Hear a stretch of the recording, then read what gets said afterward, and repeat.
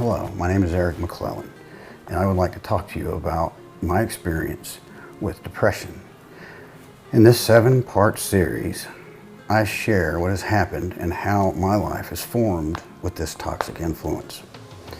At first glance, we all make assessments. Often those assessments are incorrect. Remember, it's best not to judge a book by its cover. It's better to take some time and discover. The truth is, I've been assigned multiple mental health ailments, none of which anyone really wants. I take no pride in having them, but I do recognize that against the odds, I've survived them. I'm grateful, and by sharing what I've learned, I hope that I may hold it better. I've spent decades in various treatment programs and fellowships trying to improve the way I think and feel. Some things worked, others failed. Some methods were beneficial, while others were not. To know depression is to know darkness when there is light, loneliness when there is love, and desperation in the face of hope. When someone has to search for reasons to continue this life, it's certain depression is staring their road. I'm a carpenter by trade, not a therapist, and what I share is my experiences, the results, and what my life is today, and how it's better. It's a constant battle against ill-mannered ideas and beliefs, many derived by the path I followed in life and the wreckage I left behind. The most damaging part of depression to me is how it affects perception. Negative thoughts turn good things bad instantly, often without understanding how or why. No way is better to improve how I feel than to try to be a benefit to others. It's a desire that depression strips away and I have to fight for to get it back. Sometimes I do it in an abrasive state when I don't even want to, when internal arguments undermine my purposefulness and continue to feed the warpage. Other times the experience is great and I start to see the brightness life has to offer, but I forget fast when I look away from the truth. Please take what I say with a light grip. I'm not a professional and do not want to make anyone's situation more difficult. So please be careful how you hear what I say. I hope to bring some relief by some manner, and at the very least, maybe just by distraction. The following is a summary of depressive ideas, beliefs, and actions that I've experienced and seen other people commit. These are not clinical, purely in layman's terms. Knowing the foe is a key to success. Understanding tactics and movements is part of knowledge needed for victory. In a sense, and for some, making an enemy of anything is improper. Violence benefits little any place in our soul. But when a foe is so intelligent, patient, and cunning, it can take a fight to get a win. The first deed, the attack on self. Depression speaks inside, and when heard, it makes its movements outward. The resulting thoughts and actions, when seen against societal norms, strengthen the initial downward feeling. They can't fit in. They don't belong. The emboldening of ideas eventually turns to belief. As the belief is held, so goes the thoughts and actions continually. The paths of thought are worn, and the belief system of negativity is the only road to know. Without conscious, willful, intentional actions, the self-deprecation will grow and continue in strength and scope. Depending on severity, depression needs little time for incredible damage. This is the frontline war. Within oneself, the vibrations of negativity and actions of impatient have to be grappled down every day. When to win is to feel sunlight in your heart as well as on your face. There's quite a lot worth fighting for. The next deed is the price paid by our partners, husband, wife, or whatever, domestic partner. It doesn't matter, whoever our closest person in this world is. They are confused, saddened, heartbroken, and regularly let down. Partners pay a great price to love a person with depression. Often they take on the symptoms as they clumsily attempt to correct the loved one's ailment. Then the relationship carries a heavy load with no payment in the progress. The partner may battle to keep things afloat as their supporting character diminishes the effects by their internal feelings. Some cannot bear the burden and leave the situation. Often the abandoned will fall further and may not return. Friends and extended family may intervene, but ultimately their decisions are extremely difficult. Giving up on someone is very hard to do, especially when you said, "I love you." The lost children and loved ones. It doesn't necessarily have to be your children, but these are people that depend on you and that look to you for guidance or support. Children are taught by their environment. So I speak specifically to the effects on children, but this can expand to anyone that's involved with your life.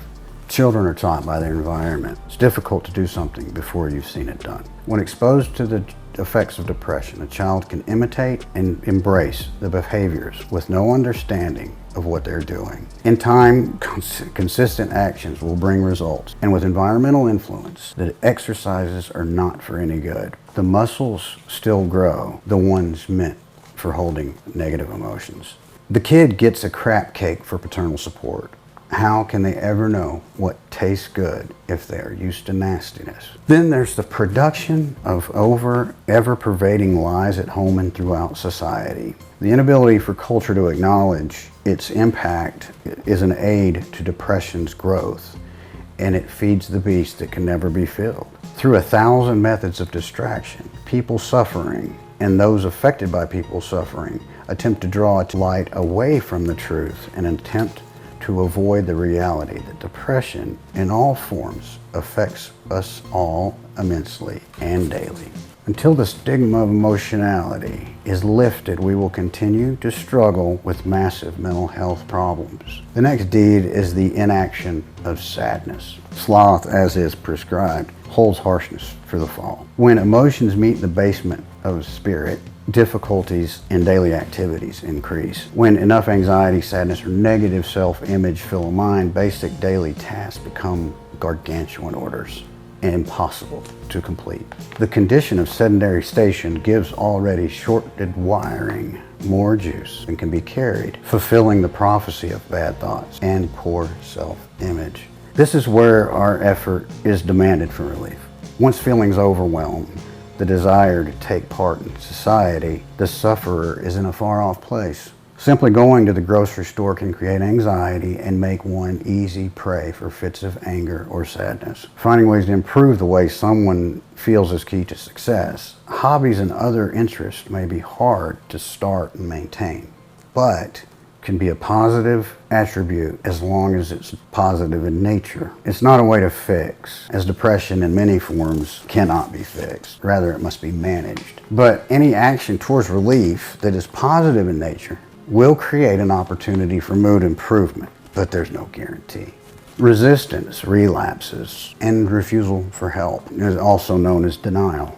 Most sadly, treatment-resistant depression exists often. When someone pushes themselves into the light from darkness, it is with fear and abandon, done only in hopes something will help them feel better. For those suffering stagnant state of being, the darkness follows into the light, and nothing can relieve the pain. The results seem impossible, and the sufferer feels alone with those who love him most. Wallowing takes hold of many, and in a sense of victimization by the world sets in. Depression loves separation as it does its best work in isolation. Reaching out to anyone can seem impossible. The heavy toll to trust anything will help keeps many alone. Few have assailed it alone, and if so, they're a remarkable soul. We are social beings, very concerned, consciously and subconsciously, what others think about us. Asking for help is the first step and a chance to survive and thrive, but it also opens us up to judgment from our peers and fellows. The final and most devastating deed, I guess, is self-harm and suicide. And I spent a little bit of time on this because I think anyone that's at that point, I hope they can hear something that will get them through another day. I don't know. And this is self-harm and suicide. Often the most damaging result, but not to the perpetrator of personal relief, is to the loved ones who must endure the tragic loss. The pain the sufferer tried to avoid is passed to those who watch the degradation and lost part of themselves as well. The taint is spread across many spaces, but the full effect is multiplied outward in the most ultimate fashion. Truly depression's most hopeless goal. Destructiveness is weaved with damning effects. Each one has the same goal, despair, and it wishes to spread as it does. The effects are so wide we rarely notice a world that, based on how we treat each other, therefore ourselves, is truly sad to a point far beyond mere momentary sadness. In a world where self-concern is what we really have, it's no wonder so many are so brutally sad. And to be clear, I want to help someone else so I can feel better. It is selfish, but it's bits of pain and tragedy taken through my life. If they could benefit someone else, it makes the journey more worthwhile. They say it takes courage to face these demons. To me, it's more like running from bandits with guns. I thrash and fight to get away from these desperate feelings and sometimes throw myself into more grief with avoidant technique. So I don't think that there's any bravery in what I do. I just feel like I have to. But it's better to take action. It's better to do it anyway than to stay stagnant and become too familiar with pain. When we find comfort in despair, it means we really don't care. When shadows cover each and every step, there could be one taking us to death. When the final solution is chosen, everyone that loved them is broken. In the pain, in the hollow, their breaths could only follow a rhythm to stop a most painful sorrow. This time I'm going to go through one, and that's going to be the attack on self. We will come back and do another video on the second deed, third deed, fourth deed, and fifth deed, sixth deed, seventh deed. I want to spread it out because, first of all, I want to see if you can get anything out of it, and then also see where it leads and how I approach the next subject. So this is a deeper dive into the deadly deed related to depression. The first deed committed by depression is destruction of internal comfort and a sense of belonging, in my experience. The loss of hope, self-respect, and connection to others is the catalyst to ultimate tragedy. This is the place where we have to fight the voice of sadness and doubt. There are many causes of depression, some avoidable and some not. Some are genetically situated to know the lash of pain, while others find sadness through experiencing the conditions surrounding them. Children suffer succinctly, and when little understanding of what is really wrong, do damage to themselves without restraint or regard. When there is no comfort for a child, they will find comfort in their sadness and anger. The desire to embrace that which destroys you is one of the many ironies of this situation. Even when no predisposition exists, circumstances and conditions can bring about deep emotional turbulence. The roughness causes insecurity as the thoughts and hopes are shadowed by negative perception. When emotions are disjointed for extended periods, the roots of depression take hold and never really die when an outside malady or problem is lifted. Depression holds its place in dormancy. It will lie stagnant, waiting to feast on fear and emotional pain. It's a way we think that is the problem. As its tentacles spread, it rips at the tenets by which we are taught to live, but it clutches others that we cannot get. Following the promises of failure, my manner began to change towards their prophecy. If I could not fit in a box made for me, then I figured I would set it on fire and have some fun. When I abandoned myself to my emotional status, I was ready for anything, so I thought. Fortunately, my felonious activities were short-lived and they ended very young. And I never made it to the penitentiary. I spent all of my teenage years in and out of treatment centers and psychiatric hospitals trying to fix me. And then the chemical dependency came in as well, part of my story. But the result of my young sadness tainted high school and middle school and shadowed my dreams. I felt there was little in this life for me. With failed relationships, loss of self-respect, and consistent compulsive behaviors, I added to the list of reasons to hate myself.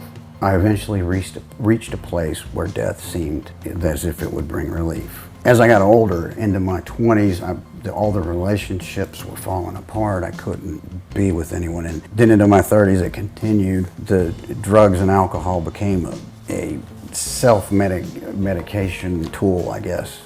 But I became out of control and nearly ruined my life and my children's lives. So it's important because my life was so affected, and all the people around me as well.